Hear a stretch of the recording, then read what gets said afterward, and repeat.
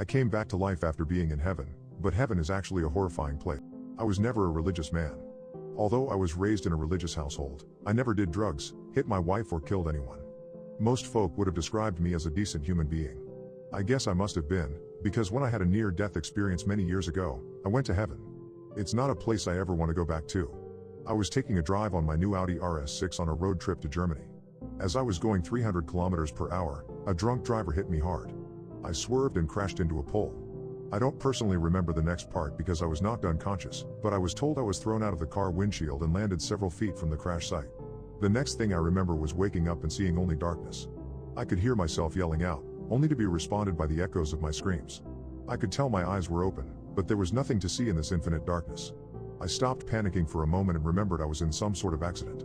I knew then and there I was, dead, and there was nothing now but oblivion. I was wrong, of course. Somewhere deep in the dark void, something replied to my wails of despair. An inhuman chorus of screams and moans exploded somewhere far away, and it was slowly getting louder closer to me. I ran, but I couldn't tell if I was going anywhere. Everything I did to try and get away seemed fruitless until a small speck of light appeared in the distance. The longer and faster I ran, the bigger it got until it resembled a bright doorway. The light emanating from it allowed me to see my body once again. However, I did not dare look back and see what was chasing me in the dark. The sounds of maybe millions of only things appeared like they were right on top of me. Somehow I managed to outrun whatever was chasing me and escape through the doorway of light. What I saw made me feel like I was safer in the void before me laid destroyed a gate and beyond it a city in flames. Its architecture is something that my brain still could not decipher, and in its prime it must have been a sight that would have taken anyone's breath away. But now the city streets were painted red with blood and loitered with corpses. What bodies were still complete had a beautiful pair of wings attached to their backs. It was obvious to me now, no matter in how much disbelief I was, that I was in heaven and something had gone. I'm horribly wrong. What happened to heaven? And what could have caused so much destruction and slaughter? Most importantly, where was God? As if to answer all my lingering questions, a familiar chorus of unholy screams and sounds exploded all around me. I panicked and ran as fast as I could to a large structure resembling a palace in the distance. With every step I took, I could hear how a new scream would join the howls behind me. Whatever they were, they knew that not everything was dead. Here now, as I reached the palace steps, I desperately crawled to the entrance, only to be greeted by two huge closed doors. Please, somebody open up. The doors remained closed and I could hear the screaming and moaning getting closer all around me. I began to pray as I waited for the inevitable. And just as I had lost all hope for salvation, one of the doors opened slightly enough for me to squeeze inside the palace doors. Thank you. I don't know what would have happened to me if you hadn't answered. Once inside, a man secured the door behind me. He had very tired eyes, as you would find on a man who has seen horrors. If you ever get the misfortune of witnessing in life, we need to move. These doors won't keep them out for long now. The man signaled for me to follow him as the things on the other side of the door started to bang on them hard. I followed the man deeper into the palace until we reached a fantastical throne room where the man seemed to be living in.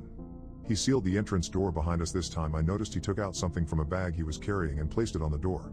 I attempted to get some answers from him. Can you tell me what's going on? What the hell are those things? I asked him, hoping he was not as uninformed as I was. They came out of nowhere. One day I was greeting souls into our kingdom, and then the great horns of war were blown. Before anyone could react, we were invaded by dark creatures. Once the archangels fell, it was a massacre. There were rumors these creatures were primordial, as old or older than God.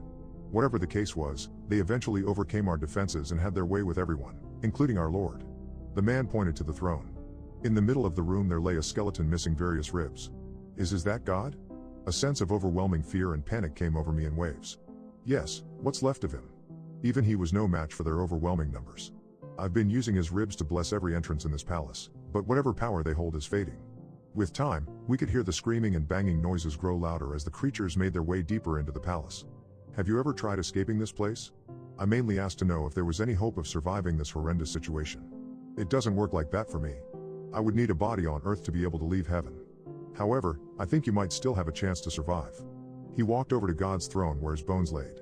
There might just be enough power left in these old bones to send you back to the living world. He gathered the bones and began to chant in a language I've never heard before while he worked on his spell. I could hear them trying to break down the doors right outside our room. What about you? They're going to bust through that door any second now. As I said, that black-stained arms broke several holes into the doors. It's all right. Just remember this last act of mercy from heaven. Enjoy your new lease on life and remember not to be too good. There's nothing good waiting for you on the other side. When they broke into the room, I was finally able to see what had been chasing me since I woke in the black void.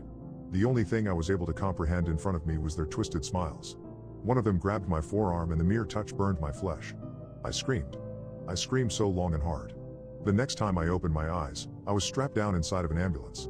The EMTs had just finished resuscitating me.